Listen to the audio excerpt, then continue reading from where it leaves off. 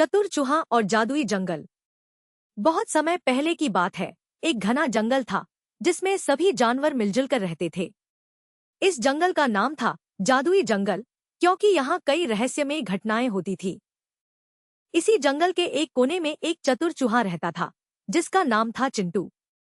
चिंटू न केवल अपने तेज दिमाग के लिए जाना जाता था, बल्कि उसे बातें करने की भी बहुत आदत थी। एक दिन चिंटू को जंगल के बीच में एक सुनहरी पत्ती मिली। उसे देखकर चिंटू को लगा कि यह कोई साधारण पत्ती नहीं है।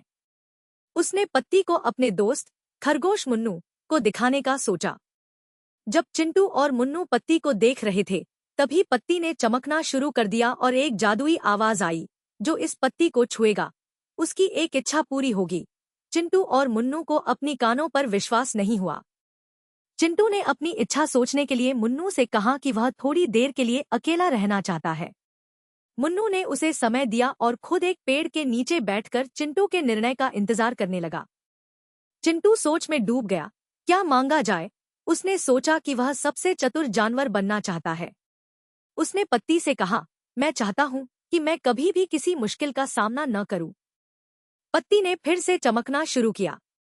तभी चारों ओर एक जादुई रोशनी फैल गई और चिंटू को लगा कि वह अपने जीवन के सबसे सही निर्णय पर पहुंच गया है। लेकिन जैसे जैसे दिन बीतते गए, चिंटू को महसूस हुआ कि उसकी कोई भी चुनौतीपूर्ण स्थिति नहीं रही, जिससे वह ऊब गया।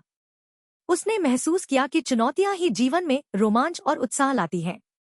अगले दिन चिंटू ने उस पत्ती के पास जाकर कहा, मैं फिर से अपने जीवन को रोमांचक बनाना चाहता हूँ।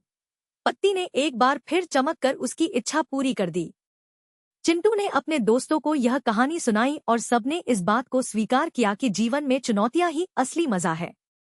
इस तरह चिंटू ने समझा कि मुश्किलें ही हमें जीवन में सिखाती और आगे बढ़ने में सहायता करती हैं। जीवन में चुनौतियां और कठिनाइयां आवश्यक हैं।